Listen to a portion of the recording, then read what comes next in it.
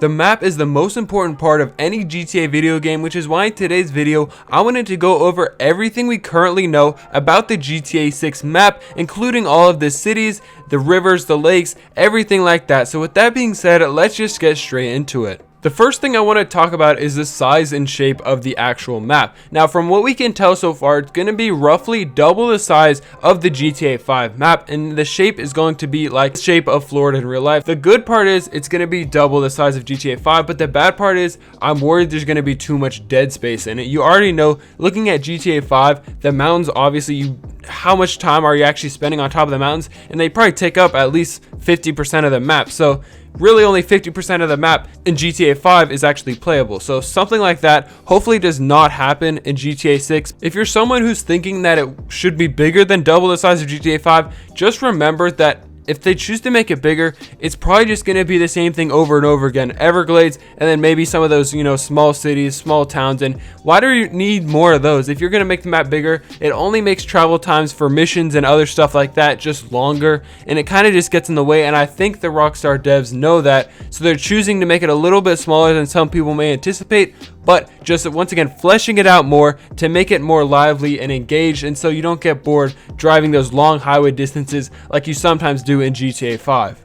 Next up is going to be the cities, and obviously this is going to be where you are going to spend most of your time in, is the various cities kind of scattered throughout the map. And I'm just going to start off by saying, obviously, Vice City is going to be the biggest city.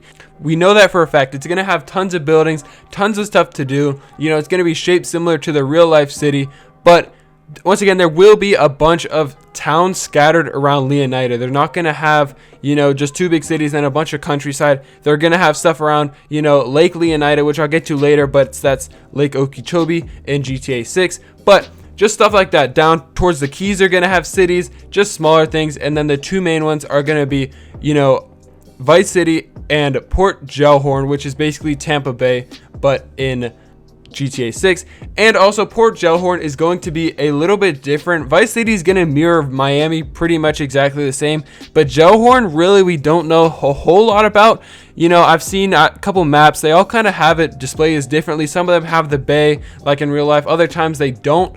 So it's going to just basically be a city where Tampa is going to be. That's all I can say for sure right now, but we'll probably get more information coming soon down the line. One thing I'm super interested in is going to be the Florida Keys, or as they're called in GTA 6, the Gator Keys, because that's somewhere I've always wanted to be in real life and I've never gotten to go. So I'm excited how they're going to do the different kind of islands, the highway that connects all of them. We saw that in the trailer, so we know 100% it's going to be there, but I'm just excited to drive around there, drive my boats throughout the islands and stuff like that. I feel like it's going to be really fun, and it's going to make it feel a lot like, real life Florida. For this next segment, I'm going to be talking about the water, just all kinds of water, and obviously it is located in Florida, so this is going to be a huge aspect of the game. Water vehicles are going to be everywhere, stuff like that. But anyway, there will be tons of lakes, just like real life. If you look at a map of Florida, it's going to have, tons of different lakes scattered around, probably cities where, you have your man-made lakes, stuff like that is going to be present in GTA 6. The biggest one is going to be called Lake Leonida, which I already talked about earlier. It's going to be Lake Okeechobee, which is the, real life counterpart. Lake Leonida, it's going to be huge. Basically, that's all it's going to be. There's a couple things we know about it. There's obviously probably going to be a couple towns, maybe like Paleto Bay, stuff like that, surrounding the lake, but it's just going to be a huge body of water. There will be a lot of rivers throughout the, Florida, Leonida, whatever we're going to call it, landscape, just cutting across, maybe cutting up, deltas throughout where, it meets the ocean, stuff like that. There's going to be tons of, so don't worry about, your boat transportation, stuff like that. It will definitely play a big role in GTA 6, as you can use some of those speedboats to get around the actual map instead of just kind of using them in the ocean like you do for GTA 5. Another thing that has to do with water is going to be the wetlands located in the deep south of Florida, not, all the way to the Keys, but similar to real life. If you know the geography of Florida, you're going to know what I'm talking about. Those just kind of swamp, marshy lands down below. Once again, we saw those in the trailer. We know those are confirmed. There's going to be tons of alligators, probably some other predators in there. So if you go in there during the game, it might just be kind of a waste of time and dangerous.